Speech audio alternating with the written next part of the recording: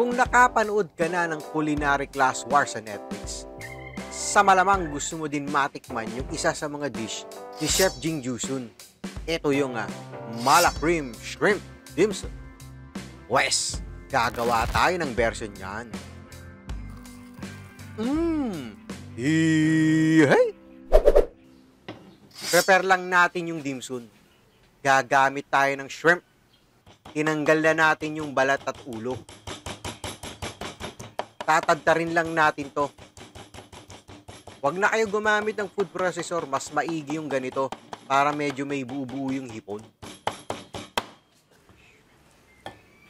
Next, gagamit tayo ng ground pork, onion leeks, garlic, salt, ground pepper, egg, at flour.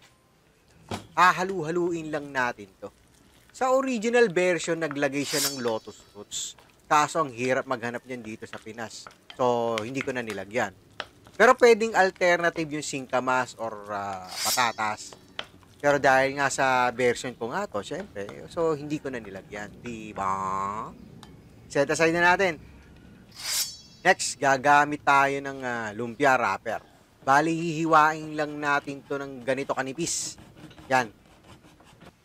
Tapos, bubuhaghagin lang natin to. Actually, ito talaga yung nagdala sa menu eh. Visually kaya siya unique eh. Then, bibilugin na natin yung dim sum. Tapos, babalutin natin itong lumpia wrapper.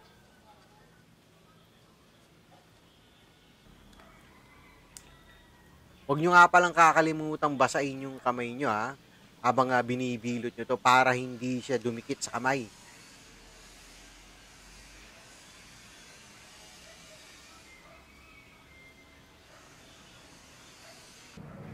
Then, deep fry na natin.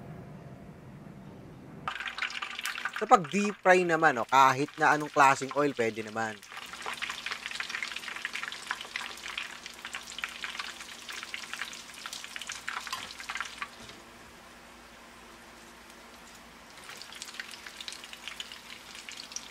Pag golden brown na siya, hanguin na natin. Gagawa naman tayo ngayon ng mala cream. Sa paggawa ng mala cream, ang main ingredients nito ay mala chili oil. Mala chili oil is popular in China. It's primarily used as condiment to add spicy, numbing flavor to dishes like noodles, dumpling, stir fries, soup, and even eggs. Kaso mahirap maghanap ng mala oil sa Pinas. So, gagawa tayo ng sarili nating chili oil. Gisa lang tayo ng garlic.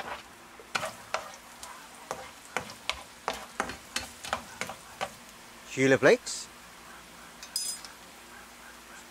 Then, lagay na natin yung all-purpose cream. Lagyan din natin ng salt. Halu-haluin lang natin.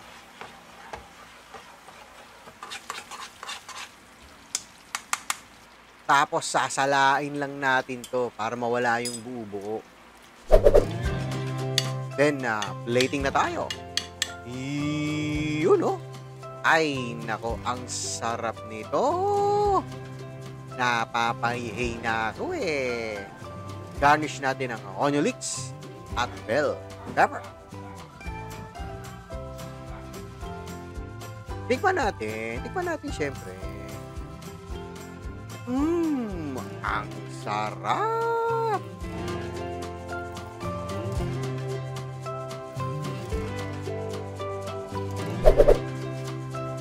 Mala Cream Shrimp Dim Sum. Hey!